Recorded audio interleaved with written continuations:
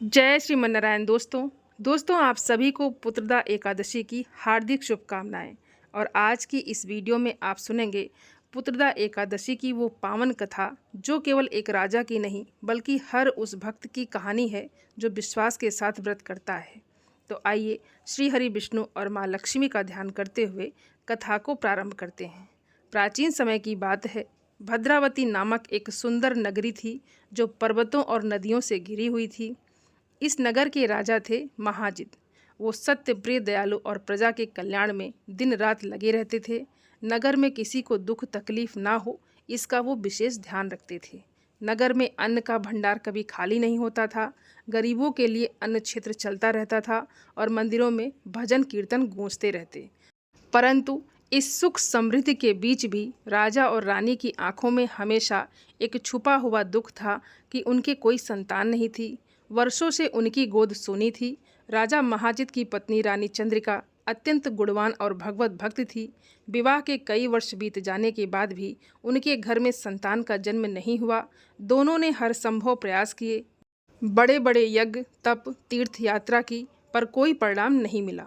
रानी अक्सर मंदिर के कोने में बैठकर भगवान विष्णु के चरणों में आंसू बहाया करती थी और राजा महाजित भी अपने महल की छत पर रात रात भर चुपचाप आकाश की ओर देखते रहते, जैसे भगवान से मौन प्रार्थना कर रहे हों।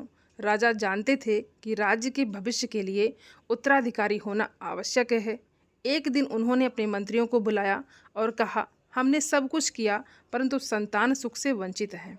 ये चिंता अब हमें दिन रात खाई जा रही है।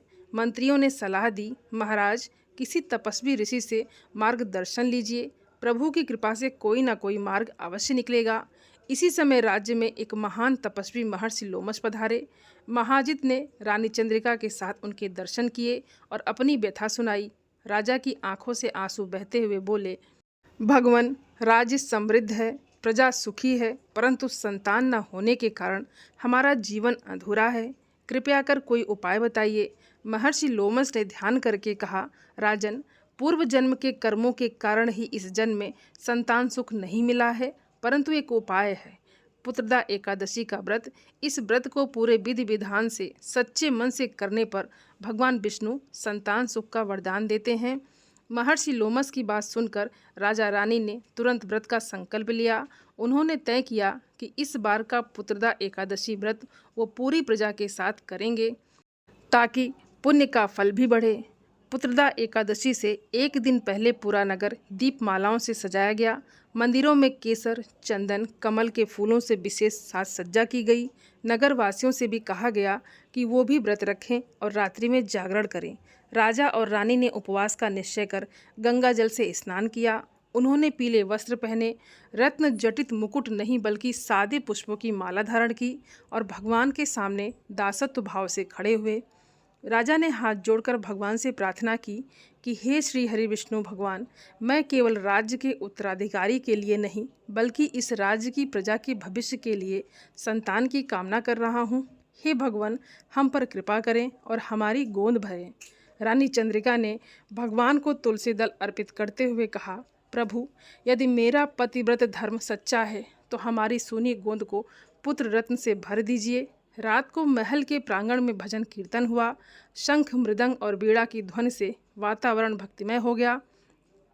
राजा रानी आंखों में आंसू लिए भजन गाते रहे और अंतिम पहर में रानी चंद्रिका को स्वप्न आया कि भगवान विष्णु ने शंख, चक्र, गदा, पद्म के साथ प्रकट होकर मुस्कुराते हुए कहा, रानी, तुम्हारा व्रत हमें स्वीकार है। तुम्हें शीघ्र ही एक तेजस्वी पुत्र की प्राप्ति होगी। कुछ महीनों बाद रानी गर्भवती हुई। इस समाचार से नगर में उत्सव मनाया गया। घर घर दीप जलाए गए, मिठाइयाँ बांटी गई और मंदिरों में भगवान विष्णु का धन्यवाद किया गया। और समय आने पर रानी ने एक सुंदर पुत्र को जन्म दिया। बालक का नाम रखा गया अर्जुन सेन। उसके जन्म से जैसे पूरे नगर में खुशियाँ लौट आई। अर्जुन सेन बचपन से ही साहसी, बुद्धिमान और दयालु था। शिक्षा पूरी करके युद्ध कला और नीति शास्त्र में निपुण हुआ और वो प्रजा को स्नेह की दृष्टि से देखता और गरीबों की सहायता भी करता था। उसके भीतर पिता महाजित की तरह धर्म और माता चंद्रिका की तरह भक्ति का सुंदर संगम था।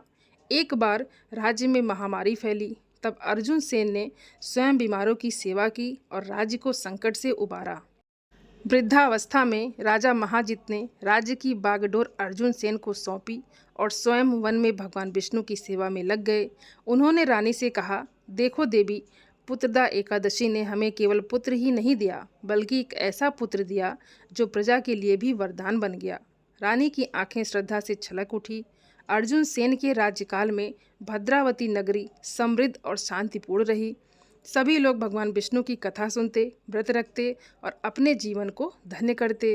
नगरवासियों में ये कहावत प्रसिद्ध हो गई कि जहाँ पुत्रदा एकादशी का व्रत होता है वहाँ श्री हरि विष्णु भगवान स्वयं अपनी कृपा बरसाते हैं।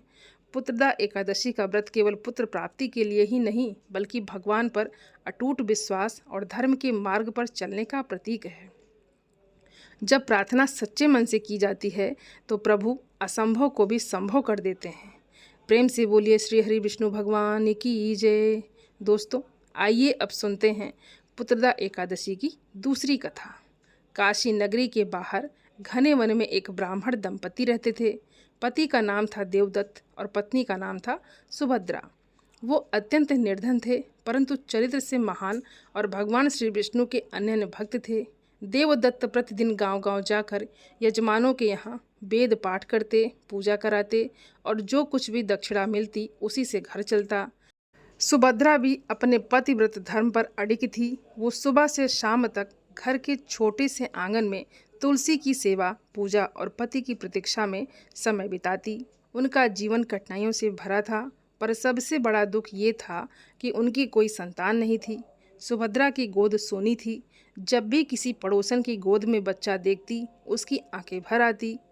देवदत्त उसे समझाते कि देवी, भगवान जो देंगे वही हमें स्वीकार है, पर सुभद्रा की मन की पीड़ा समय के साथ और बढ़ती गई। वर्षा ऋतु का समय था। चारों ओर हरियाली थी, पक्षी गा रहे थे, नदी कल कल बह रही थी, परंतु सुभद्रा के मन का शून्य भरने का नाम ही नहीं ले रहा था। एक दिन वो गंगा तट पर बैठी अश्रुपूर्ण नेत्रों से भगवान को याद करने लगी। उसने करुण स्वर में कहा, प्रभु, मैं जानती हूँ कि सब कुछ आपके हाथ में है, पर क्या मेरी गोद यूं ही सूनी रह जाएगी? क्या मेरे जीवन ऐसे ही बीत जाएगा? वहीं पास में एक वृद्ध ऋषि तपस्या कर रहे थे।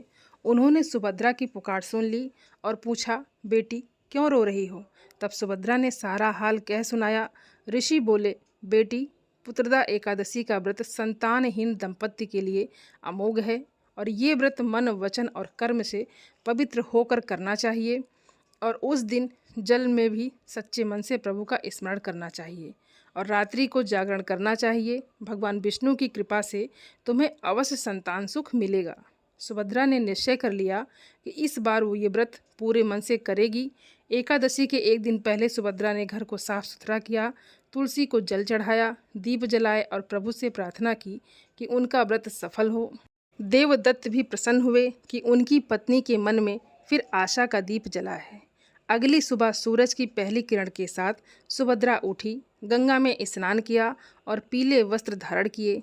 उसने तुलसी की माला से ओम नमो भगवते वासुदेवाय का जाप प्रारंभ किया। देवदत्त ने भी घर पर भगवान विष्णु की मूर्ति के आगे दीप जलाए और उपवास का संकल्प लिया। पूरे दिन उपवास और पूजा के बाद दोनों ने केवल फल और जल लिया। सुभद्रा ने विष्णु सहस्त्र नाम का पाठ किया, भगवान की आरती की और रात्रि में जागरण का संकल्प लिया। दीपक की मंद रोशनी में वो भगवान के चित्र को निहारती रही। उसने कहा, प्रभु, मैं आपकी शरण में हूँ। आपने चाहा तो पुत्र मिलेगा, ना चाहा तो भी मैं आपकी भक्ति कभी नहीं छोड़ूंगी। आधी रात बीतते सुभद्रा को लगा जैसे उसकी थकान दूर हो गई हो। मन में अपार शांति का अनुभव हुआ। वो हर नाम गाती रही। आंसू उसकी आंखों से बहते रहे पर हृदय हल्का होता गया और अंतिम पहर में उसे स्वप्न आया। भगवान विष्णु शंख, चक्र, गदा और पद्म धारण किए हुए प्रकट हुए। उन्होंने कहा, बेटी, तुम्हारे व्रत ने हमें प्रसन्न किया है। तुम्हें पुत्र रत्न की प्राप्ति होगी और वो बड़ा होकर महान विद्वान और तपस्वी बनेगा। स्वप्न से जागकर सुभद्रा की आंखें खुली। उसने देवदत्त को सारी बात बताई तो देवदत्त की आंखों से भी अश्रु बह निकले। दोनों ने भगवान का बार बार धन्यवाद किया और कुछ महीनों बाद सुभद्रा गर्भवती हुई और ये समाचार जैसे पूरे गांव में प्रकाश की तरह फैल गया। पड़ोसन मिलने आई, सबने कहा देखो भगवान की कृपा। दिन बीतने के साथ सुभद्रा ने भी हर दिन तुलसी माता की सेवा और भगवत भक्ति को और अधिक बढ़ा दिया। समय आने पर एक दिव्य तेजस्वी पुत्र का जन्म हुआ। उसका नाम रखा गया वेदांत। वेदांत बचपन से ही गंभीर और शांत स्वभाव का था। उसे वेद पुराणों में विशेष रुचि थी और वो बड़ा हुआ तो ऋषि कश्यप के आश्रम में शिक्षा लेने गया। वहाँ उसने वेद शास्त्र, आयुर्वेद, ज्योतिष सब कुछ सीखा। गुरु के प्रति विनम्रता और सेवा के कारण वो सबका प्रिय शिष्य बना। वेदांत ने केवल ज्ञान ही नहीं बल्कि सेवा को भी जीवन का उद्देश्य माना। वो रोगियों की सेवा करता, अनाथ बच्चों को पढ़ाता और गांव में गौशाला बनवाता। उसकी कीर्ति इतनी फैली कि दूर दूर से लोग उसे अपना गुरु मानने लगे। पर वेदांत सदा कहता, ये सब मेरे माता पिता की तपस्या और भगवान विष्णु की कृपा का फल है। वृद्धावस्था आने पर देवदत्त और सुभद्रा ने देखा कि उनका पुत्र न केवल ज्ञानी है बल्कि सैकड़ों लोगों के लिए आशा और आस्था का स्रोत बन चुका है। एक दिन देवदत्त ने सुभद्रा से कहा, देवी देखो पुत्रदा एकादशी का फल। केवल हमें पुत्र ही नहीं मिला बल्कि ऐसे पुत्र की प्राप्ति हुई जो सबके लिए वरदान है। सुभद्रा की आंखें भर आई, लेकिन उसके आंसू संतोष और आनंद के थे। पुत्रदा एकादशी का व्रत सिर्फ पुत्र प्राप्ति के लिए नहीं बल्कि सच्ची श्रद्धा, भक्ति और सेवा भाव का प्रतीक है। भगवान केवल वही नहीं देते जो हम मांगते हैं बल्कि उससे भी अधिक और अधिक श्रेष्ठ देते हैं। तो प्रेम से बोलिए श्री लक्ष्मी नारायण भगवान की जय।